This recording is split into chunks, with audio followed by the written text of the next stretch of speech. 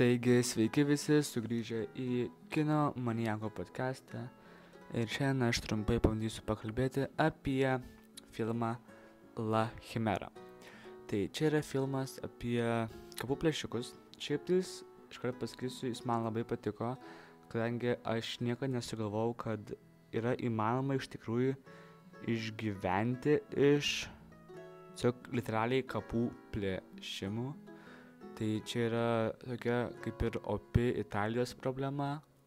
Ir bendrai visas filmas yra apie tokį vieną veikėją, kuris gali jausti, kur yra kapai. Tai toks filmas, man jis patiko vien dėl to, nes net ne vien dėl to, buvo ir tokių labai daug gražių, sakykime, perėjimų. Ne tai, kad perėjimų, bet tokių rašau labai asociacijų, kurios tiksliai nėra pasakoma, kas įvyksta, bet tu gali ne tai, kad net interpretuoti, bet suprasti per kitas daleles to filmo. Filmo pats veiksmas vyksta Italijoje, žinoma, ir labai įdomi yra veikėjų praeitis, kadangi kaip ir filmo pradžioje nėra žinoma, bet tu iš veikėjų bendravimo, iš veikėjų tiesiog elgsenos gali suprasti, kad yra kažkokia ten gili istorija jau jų seniau. Tai tas buvo labai įdomu sužinoti, bet tu vėliau filme jau supranti ten, kas įvyko ir kodėl jie ten taip bendrauja viens su kitu ir panašiai. Ir yra visko, yra netgi meilė šitam filme.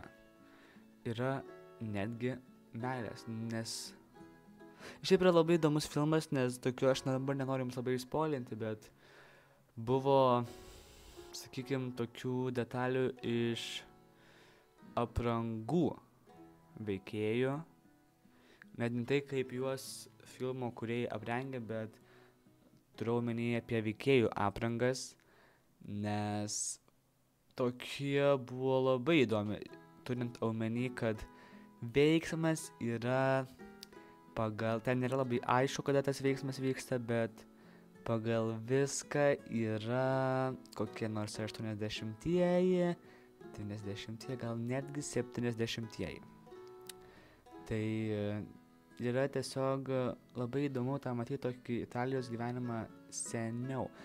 Ir tiesiog, kadangi aš pats nesu kažkoks didžiulis Italijos fanas, turėjau omeny, kad bendrai tikrai negalėčiau daug papasakoti apie Italijos problemas, tai šitas filmas jas labai gerai parodo ir tu supranti, kad ten yra didelė problema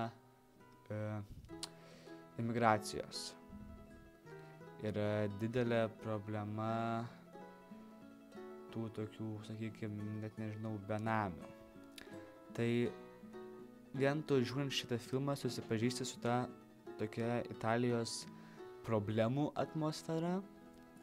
Ir kodėl aš rekomenduoju šį filmą peržiūrėti? Vien dėl to, nes jame yra daug tokių, sakykime, gyvenimiškų moralų, kur veikėjas priima kokią nors, sakykime, kitiems veikėjams atrodantį durną veiksmą vien dėl kokių nors gyvenimo įsitikinimų. Tai aš rekomenduoju šitą filmą pažiūrėti ir dėl to, kadangi jis turi labai daug tokių,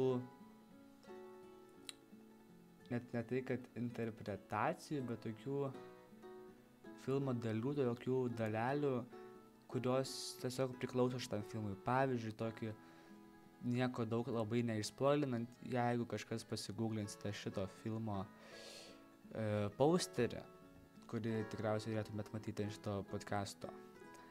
Tai va vien šitas posteris yra labai daug pritraukęs dėmesio iš kino industrijos darbuotojų, iš kino industrijos dalyvių, fanų. Ir yra šiaip tais labai giriamas iš tikrųjų šitas plakatas.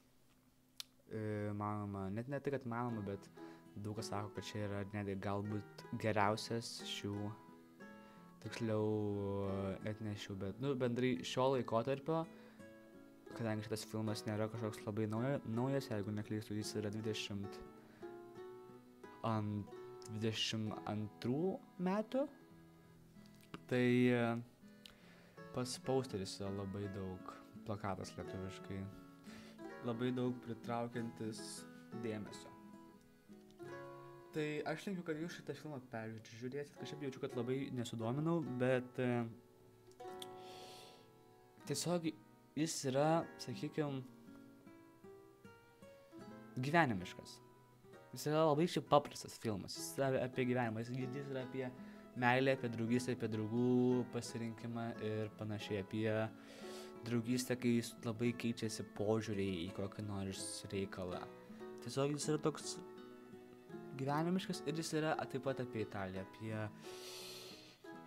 didžiulę šalį, apie didžią šalį, kurioje tu galvotum, kad gal net nėra kažkokių nors didžių problemų, bet pasirodo, kad vis dėlto yra.